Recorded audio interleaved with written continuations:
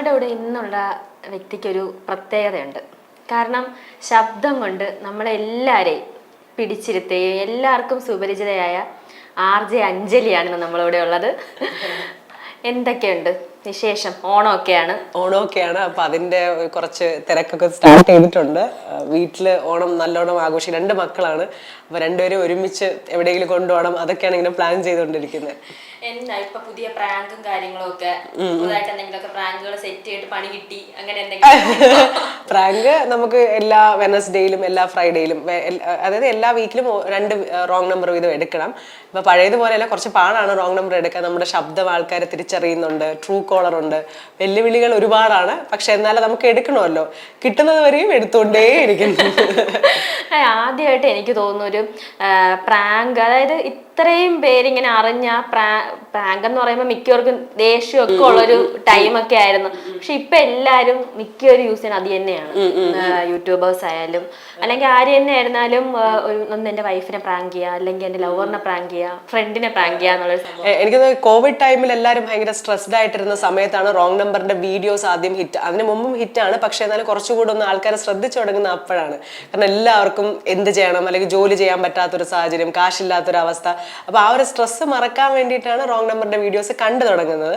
പിന്നെ അത് ഒരു നല്ല 1 മില്യൺ അല്ലെങ്കിൽ 2 മില്യൺ റീച്ച് ചെയ്ത റോങ് നമ്പർ എന്നൊക്കെ പറയുമ്പോൾ ഓൾമോസ്റ്റ് എല്ലാവരും പഴയ ആൾക്കാരും കണ്ടിട്ടുണ്ട്. അല്ലാതെ 1 ലാഖ് 2 ലാഖ് അങ്ങനെയൊക്കെ ഉണ്ടാവും. പക്ഷെ എന്നാലും ഒരു 1 മില്യൺ ടച്ച് ചെയ്യുമ്പോൾ നമുക്ക് മനസ്സിലാവും ഓക്കെ പഴയ എല്ലാ ആൾക്കാരിലേക്കും വീഡിയോ എത്തിയിട്ടുണ്ട് എന്നുള്ള. എങ്ങനെയാണ് ഒരു പ്രാങ്ക് ചെയ്തിട്ട് പണി കിട്ടിയിട്ടുള്ള എന്തെങ്കിലും സംഭവം? ഇപ്പൊ ഇടയ്ക്കൊരു പ്രാങ്ക് ഉണ്ടായിരുന്നു, അത് പക്ഷെ ഭയങ്കരമായിട്ട് വൈറലായിട്ടുള്ള ഒരു സംഭവമായിരുന്നു. അങ്ങനെ പ്രാങ്ക് കിട്ടി അല്ല പ്രാങ്ക് കൊടുത്ത് പണി കിട്ടിയിട്ടുള്ള ഏതെങ്കിലും സംഭവം? ഈ സംഭവം എന്താണെന്ന് അറിയാമോ? ഇപ്പൊ പല ആൾക്കാരും വിചാരിക്കുന്നത് ഞങ്ങള് ഒളി ക്യാമറ വെച്ചത് ഷൂട്ട് ചെയ്തിട്ട് പബ്ലിഷ് ചെയ്തു എന്നാണ് പല ആൾക്കാരും വിചാരിക്കുന്നത്. നമുക്കറിയാം ഈ പ്രാങ്ക് അത് ചീത്ത കിട്ടുമ്പോൾ ഞങ്ങൾക്കുള്ള സന്തോഷം നിങ്ങൾക്കുള്ളതിനേക്കാളും കൂടുതൽ. കാരണം ഞങ്ങൾക്കറിയാം ഇതാ വൈറലാവാൻ പോകുന്നത്, ഞങ്ങൾക്കറിയാം. എത്രയോ വർഷമായിട്ടാണ് ഇത് ചെയ്യുന്നത്. അപ്പം ഒരു നല്ല ചീത്ത കിട്ടിയിട്ടുണ്ടെങ്കിൽ ഞങ്ങൾ പരസ്യം കൊള്ളാം ഇത് പൊളിക്കും, അത് എഡിറ്റ് ചെയ്യുന്ന നമ്മളാണ്. അല്ലാതെ ഇത് ഒളി ക്യാമറ വെച്ച് ഷൂട്ട് ചെയ്ത് ആരോ ഞങ്ങളുടെ അറിവില്ലാതെ പബ്ലിഷ് ചെയ്ത് ഞങ്ങൾക്ക് ഇട്ട് പണി തരാൻ വേണ്ടി നോക്കുന്നില്ല. ഞങ്ങൾ തന്നെ എഡിറ്റ് ചെയ്ത് ഞങ്ങൾ തന്നെ പബ്ലിഷ് ചെയ്യുന്ന വീഡിയോ ആണ്. നമുക്ക് വളരെ ഇപ്പൊ ഒരു പ്രാങ്ക് ചെയ്യുമ്പോൾ ഒരാൾ എന്തായാലും പറ്റിക്കുന്നതല്ലേ, അപ്പൊ നമുക്ക് ആ റെസ്പോൺസ് നമുക്ക് കിട്ടും. അത് കിട്ടണം എന്നാണ് എൻ്റെയും ആഗ്രഹം. അപ്പൊ നന്നായിട്ട് പറ്റിക്കപ്പെട്ടു എന്നുള്ളതിന്റെ ഒരു എക്സാമ്പിൾ ആണ് അദ്ദേഹം കാണിക്കുന്ന ഒരു ഇറിറ്റേഷൻ. അപ്പം നമ്മുടെ പണി നന്നായിട്ട് ഏറ്റു ഓക്കെയാണ്. അതെ, എനിക്ക് തോന്നുന്നു ആദ്യമായിട്ട് ചീത്ത കിട്ടി ഹാപ്പി ആയിട്ട് വർക്ക് ചെയ്യുന്ന ഒരു ഇത് തന്നെയാണ് റോങ് നമ്പർ. അത് എന്ന് പറഞ്ഞ് ഞാൻ ചുമ്മാ പോകുമ്പോഴേ എന്നെ 2 ചീത്ത പറയാനൊന്നും വിചാരിക്കരുത്. റോങ് നമ്പറിൽ ഇരിക്കുന്ന സമയത്ത് പറ്റിക്കുന്ന ഒരു പരിപാടിയല്ലേ, അപ്പൊ ഉറപ്പായിട്ട് അവരുടെ ഒരു റെസ്പോൺസ് നമുക്ക് കേൾക്കേണ്ടി വരും. അപ്പൊ ആ സമയത്ത് അതെനിക്കതൊരു ഇറിറ്റേഷൻ ആയിട്ടോ അയ്യോ എന്നെ ചീത്ത പറഞ്ഞു, എന്നെ ഇൻസൾട്ട് അങ്ങനെയൊന്നും എനിക്ക് തോന്നില്ല. വളരെ സന്തോഷമായിട്ടാണ്.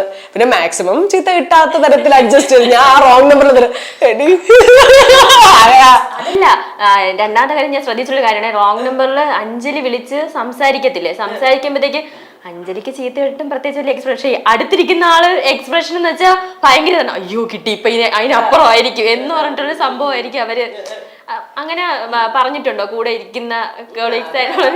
അത് ഓരോരുത്തർ കംഫർട്ടബിൾ ആയിട്ടുള്ള കാര്യങ്ങളുണ്ട്. അപ്പൊ അവർക്ക് അത് ചെയ്യാനായിരിക്കും ഇഷ്ടം. ചീത്ത കേൾക്കുമ്പോൾ മാത്രം ഒരു കംഫർട്ടബിൾ ഫീൽ അല്ലാത്ത ആൾക്കാരും ഉണ്ട്. അത് ഓരോരോ വ്യക്തിയെ അനുസരിച്ച് മാറിക്കൊണ്ടിരിക്കും. എന്റെ പെർസ്പെക്റ്റീവ് എന്താണെന്ന് വെച്ചാൽ നമ്മൾ റോങ് നമ്പർ നന്നായിട്ട് അത് വർക്ക് ആയി എന്നാണ്. അപ്പൊ എനിക്കത് എന്റെ വർക്കിന് ഒരു അപ്രീസിയേഷൻ ആ തരത്തിൽ കിട്ടുന്നതും എനിക്ക് ഇഷ്ടമാണ്. അതുകൊണ്ട് ഞാനത് ആസ്വദിക്കാറുണ്ട്. ഞാൻ ആ ഒരു സ്പിരിറ്റിലേ എടുക്കാറുള്ളൂ. അതെ, ഈ FM-ലൊക്കെ വർക്ക് ചെയ്യുമ്പോഴത്തേക്ക് നമുക്ക് ഫേസ് ആർക്കും റിവീൽ ആവില്ല, നമ്മൾ ശബ്ദത്തിൽ കൂടെയാണ് എല്ലായിടത്തേക്കും ഇത് എത്തുന്നത്. അങ്ങനെ അഞ്ജലിയുടെ പെട്ടെന്ന് ശബ്ദം കേട്ടിട്ട് ആരെങ്കിലും ഒക്കെ മോളി നീ ആണോ, അല്ലെങ്കിൽ ഈ റോങ് നമ്പർ അവതരിപ്പിക്കുന്ന RJ അഞ്ജലി ചേച്ചി ഇതാണോ, അങ്ങനെയൊക്കെ ഒരു എക്സ്പീരിയൻസ്? ഇപ്പൊ സൂപ്പർ മാർക്കറ്റിലൊക്കെ നിന്ന് നമ്മൾ പച്ചക്കറി എടുത്തുകൊണ്ടിരിക്കുന്ന സമയത്ത് അല്ലെങ്കിൽ മോളുടെ അടുത്ത് എന്തെങ്കിലും വർത്താനം പറഞ്ഞുകൊണ്ടിരിക്കുന്ന സമയത്ത് പെട്ടെന്ന് അഞ്ജലി അല്ലേ എനിക്ക് ശബ്ദം കേട്ടപ്പോൾ മനസ്സിലായി അങ്ങനെയൊക്കെ പറയാം. അപ്പൊ അത് ഭയങ്കര സന്തോഷമാണ്.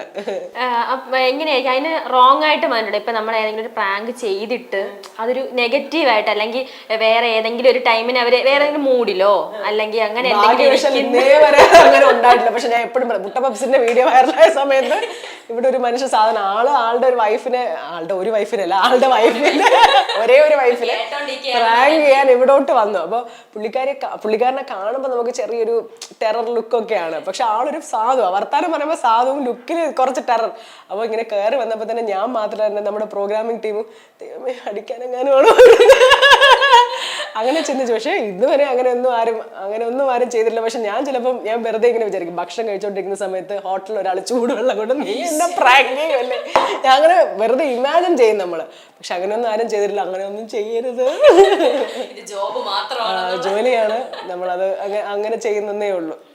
ഫാമിലി എങ്ങനെയാണ്? ഫാമിലി സപ്പോർട്ട് അല്ലെങ്കിൽ ഹസ്ബൻഡ് പറയാറുണ്ടോ ഈ ഒരു ദിവസം നിനക്ക് ഈ പ്രാങ്ക് ഒക്കെ ചെയ്തിട്ട് തിരിച്ച് നിനക്ക് ഒരു പ്രാങ്ക് അങ്ങനെ കിട്ടിയിട്ടുണ്ടോ? പ്രാങ്ക് ഒക്കെ സത്യം പറഞ്ഞാൽ നമ്മളിപ്പോ എന്തെങ്കിലും ഒരു ഐഡിയ പ്രത്യേകിച്ച് ഒന്നും കിട്ടാതിരിക്കുന്ന സമയത്ത് ജിനോരുടെ ഞാൻ ചോദിക്കാറുണ്ട്, അത് എന്തെങ്കിലും ഒരു ഐഡിയ പറയാം, എന്തെങ്കിലും ഒരു കണ്ടന്റ് ഇതാ, അങ്ങനെ എന്തെങ്കിലും പറയും. അപ്പം പുള്ളിക്കാരനും സജഷൻസ് തരാറുണ്ട്. പക്ഷെ തിരക്ക് കൂടുന്നതനുസരിച്ച് സജഷന്റെ അളവും കുറഞ്ഞു വരുന്നു. ഇപ്പൊ ഒന്നും പറയാതെ ഇടക്കാലത്ത് വെച്ച് നിറയെ നല്ല നല്ല കണ്ടന്റ്സ് തരാറുണ്ട്. കാരണം നമ്മൾ കുറെ വർഷങ്ങളായിട്ട് എടുത്ത് നമുക്ക് അതിനൊരു ഫ്രഷ്നെസ് ചിലപ്പോൾ നമ്മുടെ കയ്യിൽ നിന്ന് പോവും.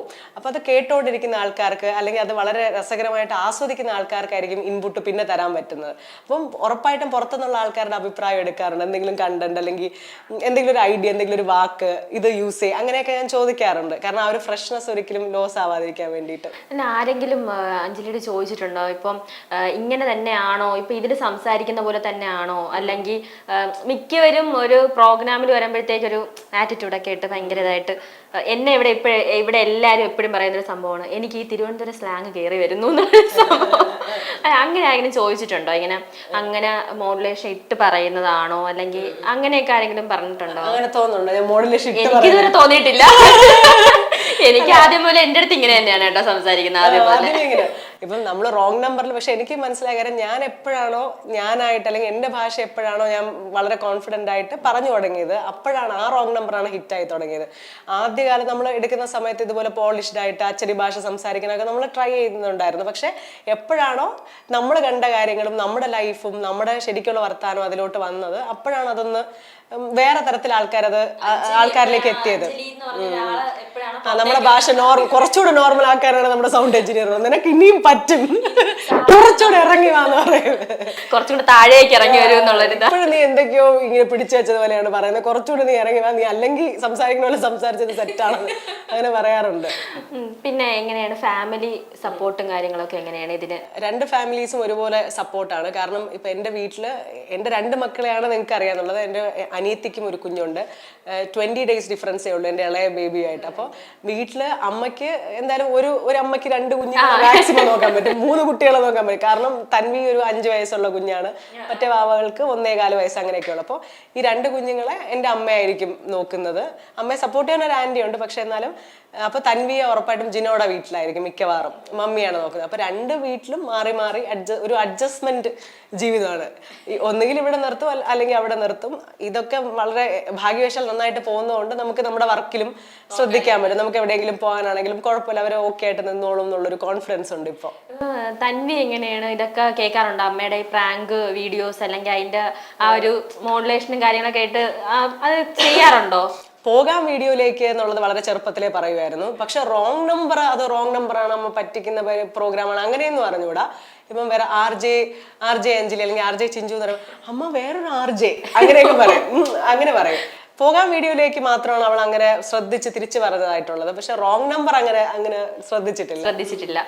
എങ്ങനെയാണ് ഈ ഓണത്തിനിപ്പം എന്താ പറയാ FM-ന്റെ പ്രേക്ഷകർക്ക് എന്തെങ്കിലും സർപ്രൈസ് ആയിട്ടുള്ള സംഭവങ്ങൾ എന്തെങ്കിലുമൊക്കെ പ്ലാൻ ചെയ്യുന്നുണ്ടോ? ഓൺ ഗ്രൗണ്ട് ആക്ടിവിറ്റീസും മ്യൂസിക് ഷോസും ഒക്കെ പ്ലാൻ ചെയ്യുന്നുണ്ട്. പിന്നെ കുറെ ഗിഫ്റ്റ്സ് ഒക്കെ ഉണ്ടാവും. അപ്പൊ അതിന്റെ ഒരു സന്തോഷം ഉറപ്പായിട്ട് ഓൺ എയർ ഉണ്ട്. മൂവി ഗിഫ്റ്റ്സ് ആണെങ്കിലും എന്തെങ്കിലും ഗിഫ്റ്റ് ഹാമ്പേഴ്സ് ആണെങ്കിലും കുറെ അങ്ങനെ ഗിഫ്റ്റ്സിന്റെ എണ്ണം കൂടുമ്പോൾ തന്നെ ആൾക്കാർക്ക് വിളിക്കാനും പാർട്ടിസിപ്പേറ്റ് ചെയ്യാനും ഒക്കെ ഉള്ള ഒരു ഇൻട്രസ്റ്റ് കൂടും. അതുപോലെ തന്നെ ഇപ്പൊ എല്ലാരും FM-ൽ കൂടെ എന്നല്ലാതെ ഇപ്പൊ കുറച്ച് നാളായിട്ട് കുക്കറി ഒരു ഷോയില് ഉണ്ട്, ഒരു കോമഡി ആ ഒരു ഷോയിലുണ്ട്. അതില് എങ്ങനെയാണ് അതിലോട്ട് ഇത്രയും നാൾ ഈ ഒരു ഫീൽഡിൽ നിന്നിട്ട് ആ ഒരു ഓഫർ വന്നപ്പോഴത്തേക്കൊക്കെ എങ്ങനെയായിരുന്നു അതിലോട്ട് പോണം? അല്ലെങ്കിൽ അതുപോലെ തന്നെ ഇടയ്ക്ക് അതിലൊരു ഇഷ്യൂ ഉണ്ടായിരുന്നു. അപ്പൊ ഞങ്ങള് ആക്ച്വലി അഞ്ജലി ആയത് കൊണ്ടും ഒക്കെ നമ്മൾ ഒരു പ്രാങ്ക് ആയിരിക്കും എന്നൊക്കെ ഫസ്റ്റ് ആദ്യം എല്ലാവർക്കും ഒരു ഇതുണ്ടായിരുന്നു. ഇപ്പൊ ശരിക്കും പറഞ്ഞാൽ ഷോയെ പറ്റി കൂടുതൽ നമുക്ക് ഈ പെർട്ടിക്കുലർ കാര്യത്തിനെ കുറിച്ച് നമുക്ക് കൂടുതൽ ഡീറ്റെയിലിംഗ് ചെയ്യാൻ പറ്റില്ല. കാരണം അതൊരു ഷോ പ്രോപ്പർട്ടിയാണ്, അതിനൊരു പ്രൊഡ്യൂസറും അതിന് എന്തെങ്കിലും ഉണ്ടാവും. അപ്പൊ നമ്മള് എന്തോ സർപ്രൈസ് അതിന്റെ അകത്ത് കിടക്കും. അല്ല കാണുന്നവർക്ക് മനസ്സിലാവുമല്ലോ, അത് നമ്മൾ ഇനി എക്സ്പ്ലെയിൻ ചെയ്യേണ്ട ആവശ്യമില്ല. പിന്നെ കുക്ക് വിത്ത് കോമഡി അതിലോട്ട് നമ്മൾ വരുന്ന ഇപ്പൊ ചളി വീഡിയോസും റോങ് നമ്പേഴ്സും ഒക്കെ കണ്ടിട്ടാണ് എന്നെ വിളിക്കുന്നത്. എന്നെ സംബന്ധിച്ചിടത്തോളം ഞാൻ അതിലൊരു ആർട്ടിസ്റ്റ് ആണ്. അപ്പൊ അതിന്റെ ഷോ പ്രൊഡ്യൂസർ എന്താണോ ഡിമാൻഡ് ചെയ്യുന്നത് അല്ലെങ്കിൽ ഷോ എന്താണോ ആവശ്യപ്പെടുന്നത് അത് കൊടുക്കാനാണ് നമ്മളെ കാശ് കൊടുത്ത് വിളിച്ചിരിക്കുന്നത്. അപ്പൊ അത് എന്താണോ ഡിമാൻഡ് ചെയ്യുന്നത് അത് നമ്മൾ ചെയ്യുന്നു. 30 ഡേയ്സിന്റെ ഒരു ഷൂട്ടായിരുന്നു. ബിഗ് ബോസ് സ്റ്റാർട്ട് ചെയ്യുന്ന സമയത്ത് തുടങ്ങുമെന്നും അത് കഴിയുമ്പോൾ എൻഡ് ആവുമെന്നും പറഞ്ഞിട്ടായിരുന്നു തുടങ്ങിയത്. അതുപോലെ തന്നെ പിന്നെ പല ആൾക്കാരും പറഞ്ഞു ഞാൻ ഗസ്റ്റ് അപ്പിയറൻസ് ആയിരുന്നു, ഗസ്റ്റ് ആയിട്ട് വന്ന് എന്തൊക്കെയോ കാണിച്ചിട്ട് അല്ല, ഞാൻ 30 ദിവസം ഉണ്ടായിരുന്നു. ഇടയ്ക്ക് വെച്ചിട്ട് ഒന്ന് ഡള്ളാവും, പിന്നെയും നല്ല റേഞ്ചിൽ കയറി വരും. അഞ്ജലി ഇപ്പൊ കഴിഞ്ഞ എപ്പിസോഡിൽ ഇല്ലായിരുന്നു. ഞാനും ഇടയ്ക്ക് വെച്ചിട്ട് ഒരു സംഭവം ഉണ്ടായിരുന്നില്ല.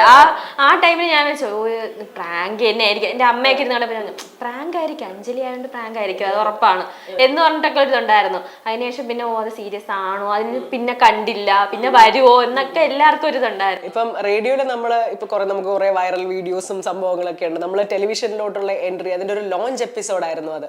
അപ്പൊ അത് തന്നെ ഒരുപാട് പേര് ശ്രദ്ധിക്കുന്ന തരത്തിലോട്ട് റീച്ച് ആക്കാൻ പറ്റിയത് ഒരു ആർട്ടിസ്റ്റ് എന്നുള്ള തരത്തിൽ എന്റെ അച്ചീവ്മെന്റ് തന്നെയാണ്. കാരണം ഞാൻ തുടക്കക്കാരി മാത്രമാണ്, അവിടെ ഒരുപാട് പ്രഗത്ഭരായിട്ടുള്ള ആൾക്കാരുണ്ട്. ഫോർച്ചുനേറ്റ്ലി എനിക്കൊരു അവസരം അല്ലെങ്കിൽ എനിക്കൊരു സ്ക്രിപ്റ്റ് അല്ലെങ്കിൽ എന്തെങ്കിലും അങ്ങനെ ഒരു സംഭവം എനിക്ക് കിട്ടി, അതെന്റെ ഭാഗ്യം. അപ്പൊ ആ ലോഞ്ച് എപ്പിസോഡിന് അത്രയും മൈലേജ് കൊടുക്കാൻ പറ്റിയതിൽ സാറും എന്നോട് സ്നേഹം ഉള്ള ആയിരിക്കുമെന്ന്, ഇനി എന്നെ വിളിക്കുമെന്നാണ് എൻ്റെ ഒരു പ്രതീക്ഷ. ഇതുപോലെയുള്ളതിലൊക്കെ വിളിക്കണം. ബിഗ് ബോസ് ഇപ്പൊ പറഞ്ഞു, ബിഗ് ബോസ് തുടങ്ങുന്ന ആ ഒരു ടൈമിന് അത് തുടങ്ങി തീരുമ്പോ തീർന്നു. അപ്പൊ അതിന് പകരം ബിഗ് ബോസിലായിരുന്നെങ്കിൽ ഇപ്പൊ എല്ലാരും കാണുന്ന ഒരു അഞ്ജലി ഒരു സൗണ്ട് യൂട്യൂബിൽ കൂടെ കാണുന്നു, അതൊക്കെ പറഞ്ഞിട്ട് ബിഗ് ബോസിലായിരുന്നെങ്കിൽ എന്തായിരുന്നു? എന്റെ പരാധീനതകളും എന്റെ വൈകായികകളും ഒക്കെ നാട്ടുകാരറിയും. പൊതുവെ നമ്മളിപ്പോ വീഡിയോയിൽ വളരെ പ്ലസന്റ് ആയിട്ടിരിക്കുന്നു അല്ലെങ്കിൽ ഭയങ്കര എനർജറ്റിക് ആയിട്ടുള്ള ഒരാള്, പക്ഷെ റിയൽ ലൈഫിൽ ഞാൻ അത്രയും എനിക്ക് കുറെ ഹെൽത്ത് ഇഷ്യൂസ് ഒക്കെ ഉള്ള ആളാണ്. അപ്പൊ എന്റെ ഹസ്ബൻഡ് അത്രയും സപ്പോർട്ട് ചെയ്യുന്നത് കൊണ്ടാണ് ഇങ്ങനെ ഒരു മുഖം നിങ്ങൾ. അപ്പം മറ്റേ ഒരു സൈഡ് ഉണ്ടല്ലോ, ഇപ്പൊ കാറ്റടിച്ചാൽ ശ്വാസം മുട്ടുന്ന അഞ്ജലി, വെയിലടിച്ചാൽ വയ്യാതാകുന്ന അഞ്ജലി, കാറ്റടിച്ചാലും വെയിലടിച്ചാലും വയ്യാതാകും. അത് പിന്നെ പൊതുവെ ഇങ്ങനെ ഓപ്പൺ ആയിട്ടുള്ള ഒരു ഏരിയ ആയിട്ടാണ് എനിക്ക് തോന്നിയത്. അപ്പൊ ആ ഓപ്പൺ ആയിട്ട് ഇങ്ങനെ ഉറങ്ങുമ്പോൾ എനിക്ക് ഭയങ്കര വീസിങ് ഇഷ്യൂസ് ഉള്ള ആൾക്കാർക്ക് അറിയായിരിക്കും. ഈ തണുപ്പൊന്ന് ആ ഒരു ക്ലൈമറ്റ് ചേഞ്ച് വരുമ്പോഴേ നമുക്ക് പ്രശ്നമാണ്. അപ്പൊ അതൊക്കെ ഞാൻ അഥവാ എന്നെ വിളിച്ചാൽ ഞാൻ അതെങ്ങനെ മാനേജ് ചെയ്യും? ആൾക്കാർ എന്നെ അയ്യോ എൻ്റെ ആ ഒരു ചിരിച്ച മുഖമല്ലല്ലോ, കരയുന്ന മുഖവും കാണുമല്ലോ എന്ന് എനിക്ക് തോന്നുന്നു. പിന്നെ ഈ ബിഗ് ബോസ് നടന്നുകൊണ്ടിരുന്നത് കൊണ്ട് തന്നെ ഇതും ഒരു റിയാലിറ്റി ഷോ ആയിട്ടാണ് ആൾക്കാർ അത് എടുത്തത്. അത് റിയാലിറ്റി ഷോയും ഇത് ഷോയുമാണ്. അപ്പൊ ശരിക്കും പറഞ്ഞാൽ ഞാൻ ബിഗ് ബോസിലാണെന്ന് വിചാരിച്ച ആൾക്കാർ റെസ്പോണ്ട് ചെയ്തിട്ടുണ്ടായിരുന്നു. ബിഗ് ബോസിനിടയിൽ നടന്നൊരു അടി, അപ്പൊ റിയലിസ്റ്റിക്, മനസ്സിലായോ? അത് റിയൽ ആണെന്ന് വിചാരിച്ച ആൾക്കാർ. അപ്പൊ അത് റിയാലിറ്റി ഷോ, അത് റിയാലിറ്റി ഷോ, ഇത് ഷോ, ഇത് ഷോ. അപ്പൊ അതിന്റെ ഒരു വ്യത്യാസം നമുക്ക് മനസ്സിലാവും. അപ്പം ഒരു ആർട്ടിസ്റ്റ് അങ്ങനെ പെർഫോം ചെയ്യുന്നു, അപ്പൊ ഞാനും ഈ തരത്തിൽ ബിഹേവ് ചെയ്യുന്ന ഒരു ആർട്ടിസ്റ്റ് ആയിട്ട് എന്റെ അടുത്ത് പറഞ്ഞിട്ടുണ്ടാവൂലേ? ഇതൊക്കെ നമ്മൾ ചിന്തിച്ച് നിങ്ങൾ കണ്ടെത്തിക്കോളൂ. അപ്പൊ ബിഗ് ബോസുകാരൊക്കെ ഇനിയിപ്പോ അത് കണ്ടിട്ട് ഇനിയിപ്പോ അടുത്തത് അഞ്ജലി വിളിച്ചാൽ ഞാൻ പോവും. കാശിനൊക്കെ ഭയങ്കര ആവശ്യമാണ്. വീട് പണി നടന്നുകൊണ്ടിരിക്കുകയാണ്. വീട് പണി നടക്കുന്നു. ഉടനെ അല്ല, അതാണ് കാശിന് കുറച്ച് ബുദ്ധിമുട്ടുള്ളത് മെല്ലെ മെല്ലെ നമ്മളിങ്ങനെ നടത്തി. കോൺക്രീറ്റ് ആയിരുന്നു ഇന്നത്തെ ദിവസം, ചിങ്ങ1 കോൺക്രീറ്റ്. അപ്പം മാക്സിമം നേരത്തെ കംപ്ലീറ്റ് ചെയ്യണം എന്നൊക്കെയാണ്, പറ്റുന്നത് പോലെയൊക്കെ ചെയ്യുന്നു. ഹോം ടൂറും കൂടെ നമുക്ക് അങ്ങോട്ട് വെക്കാം. പിന്നെ വേറെ എന്തൊക്കെയാണ്? എനിക്ക് തോന്നുന്നു ഞാൻ ഇടയ്ക്ക് ഇങ്ങനെ കേട്ടിട്ടുണ്ടായിരുന്നു നാടകത്തില്, അതെങ്ങനെയായിരുന്നു? ആ ഒരു ഫസ്റ്റ് വന്ന നാടകത്തിലൂടെയാണോ? സ്കൂൾ ടൈമിൽ എനിക്ക് നാടകം ചെയ്യാൻ ഭയങ്കര ഇഷ്ടമാണ്. അപ്പം നാടകത്തിൽ പെർഫോം ചെയ്തിട്ടുണ്ട്. അടുത്തൊരു വർഷത്തിലോട്ട് പോകുന്ന സമയത്തും ആ സാറ് ആദ്യം എന്നെയാണ് അന്വേഷിച്ചത്, അഞ്ജലി ഉണ്ടോ എങ്കിൽ നമുക്ക് നാടകം, അങ്ങനെ ഒരു തരത്തിൽ സാർ പറഞ്ഞിട്ടുണ്ടായിരുന്നു. അപ്പൊ അതൊക്കെ എനിക്ക് ഭയങ്കര സന്തോഷമുള്ള ഒരു കാര്യമാണ്. കാരണം എനിക്ക് ഇഷ്ടമുള്ള ഒരു കാര്യം നമ്മൾ ഓർത്തെടുത്ത് വീണ്ടും നമ്മളെ വിളിക്കുന്നു, നമ്മളെ പഠിപ്പിച്ച അധ്യാപകൻ.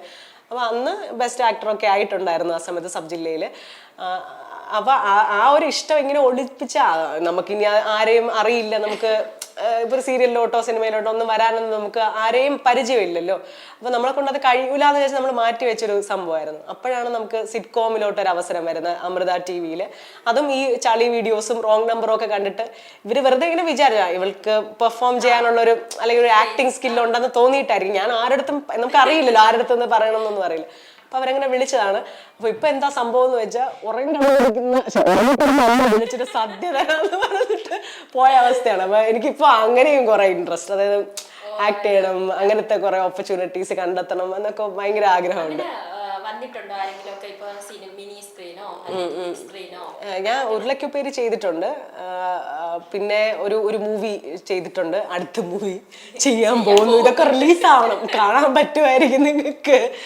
അപ്പൊ ഓണത്തിന് സ്പെഷ്യൽ സ്ഥാനങ്ങൾ കുറെ ഇങ്ങനെ എന്നെ കൊണ്ട് പറ്റുന്ന എല്ലാ കാര്യങ്ങളും ഞാൻ ചെയ്യാൻ ശ്രമിക്കുന്നുണ്ട്. അതായത് ഇപ്പൊ പറഞ്ഞില്ലേ, ഇപ്പൊ ഒരു കുക്ക് വിത്ത് കോമഡിയിലോട്ട് എങ്ങനെ വന്നു എന്ന് ചോദിച്ചാൽ, അപ്പൊ നമുക്ക് ഒരു ഓപ്പർച്യൂണിറ്റി വരുന്ന സമയത്ത് ചെയ്യാൻ പറ്റുമോ ചെയ്യാൻ പറ്റൂലേ, അല്ലെങ്കിൽ ഞാനിത് ചെയ്തിട്ടുണ്ടോ, എന്നെ കൊണ്ടത് കഴിയോ, അതൊക്കെ രണ്ടാമത്തെ കാര്യമാണ്. ഓപ്പർച്യൂണിറ്റി വന്നു അത് എടുക്കുക എന്നുള്ളത്. ഇപ്പൊ ഞാൻ അതാണ് ചെയ്യുന്നത്. പല കാര്യങ്ങളും പുതിയ കാര്യങ്ങളായിരുന്നു. ഇപ്പോൾ മിനി സ്ക്രീൻ, നമ്മുടെ ഈ കുക്ക് വിത്ത് കോമഡി ആണെങ്കിൽ വളരെ പുതിയൊരു കാര്യം എന്നെ സംബന്ധിച്ചിടത്തോളം. അത്രയും വലിയ ആർട്ടിസ്റ്റുകളും ഉണ്ടായിരുന്നു, ഒരുപാട് വർഷങ്ങളായിട്ട് നിൽക്കുന്ന ആൾക്കാർ. പക്ഷെ ഓപ്പർച്യൂണിറ്റി വന്നപ്പം ഞാനത് എടുത്തു. അതിനുശേഷമാണ് അതിനെപ്പറ്റി ആലോചിച്ചത് എങ്ങനെ ചെയ്യാൻ പറ്റും എന്നുള്ളത്. അതുപോലെ തന്നെ എനിക്ക് കുക്കിംഗ് അറിയില്ല, ഞാൻ 2 തവണ മാസ്റ്റർ ഷെഫായി. ഞാൻ ശ്രമിക്കും, അതാ ഞാൻ പറഞ്ഞത്. ഞാൻ ഒരു കാര്യം ചെയ്യുമ്പോൾ അത് മാക്സിമം ഞാൻ ശ്രമിക്കും. ജിനോ എൻ്റെ അടുത്ത് പറയും കുക്കിംഗ് ചെയ്യും, ഞാൻ ചെയ്യൂല എന്നല്ല, പക്ഷെ 2 മക്കളും നമ്മൾ ഒറ്റയ്ക്കാണ് താമസം. അപ്പൊ 2 പേരെയും കൂടെ ഒരുമിച്ച് കുക്കിംഗ് കൂടെ ചെയ്യാൻ കുറച്ച് 8:30 ഇറങ്ങണം, തൻവിക്ക് 7:30 സ്കൂൾ ബസ്. അപ്പൊ ഭയങ്കര പാടാ. ബ്രേക്ക്ഫാസ്റ്റ് ഉണ്ടാക്കും, ലഞ്ചൊക്കെ വളരെ ചില ദിവസങ്ങൾ മോൾക്ക് മാത്രം പ്രിപ്പയർ ചെയ്യും, നമുക്കായിട്ട് പ്രിപ്പറേഷൻ ഒന്നും ഇല്ല. അപ്പൊ ആ സാഹചര്യത്തിലും ഇത്രയും ഇപ്പൊ ബൈജു ചേട്ടനാണെങ്കിലും സാധികയൊക്കെ ആണെങ്കിലും അവരെ നല്ല കുക്കാണ്. ലക്ഷ്മി ചേച്ചി നന്നായിട്ട് പാചകം ചെയ്യുന്ന ആൾക്കാരാണ്. അപ്പൊ ഇവരുടെ ഡിഷസിനൊപ്പമാണ് നമ്മുടെ ഡിഷസും താരതമ്യം ചെയ്യപ്പെടുന്നത്. ഒന്നുകിൽ ഏറ്റവും ഒട്ടയാവും, അല്ലെങ്കിൽ ഒരു മീഡിയം എങ്കിലും പിടിക്കണം, അല്ലെങ്കിൽ നമ്മൾ ഔട്ട് ആവും. അതുപോലെ തന്നെ അതിലുണ്ടായിരുന്നൊരു എപ്പിസോഡ് ധ്യാൻ ശ്രീനിവാസൻ പുള്ളി വന്നിട്ടൊരു എപ്പിസോഡ്. എങ്ങനെയായിരുന്നു പുള്ളിയുടെ ഒക്കെ ആ ഒരു എപ്പിസോഡും പുള്ളിയുടെ കൂടെ ഉള്ള ആ ഒരു വർക്ക് ചെയ്യുക, അതൊക്കെ എങ്ങനെയായിരുന്നു ആ ഒരു ടൈം? ഭയങ്കര റിയൽ ആയിട്ട് കൗണ്ടറൊക്കെ വരുന്ന ആളാണ്. സ്വതവേ അങ്ങനെ നമ്മൾ എന്താണോ നമ്മുടെ ഇന്റർവ്യൂസിലൊക്കെ കാണുന്ന അതുപോലെ തന്നെ ഒരു നോർമൽ, ഒരു സാധാരണ ഒരു മനുഷ്യൻ, പക്ഷേ കൗണ്ടറും ഇങ്ങനെ തമാശകളും ഒക്കെ വരുന്ന ഒരാളാണ്. ആള് റിയൽ ആയിട്ട് പറയുന്ന കാര്യങ്ങൾ നമുക്ക് പലതും റിലേറ്റബിൾ ആയതുകൊണ്ടായിരിക്കും നമുക്ക് അതിലൊരു തമാശ കണ്ടെത്താൻ പറ്റുന്നത്.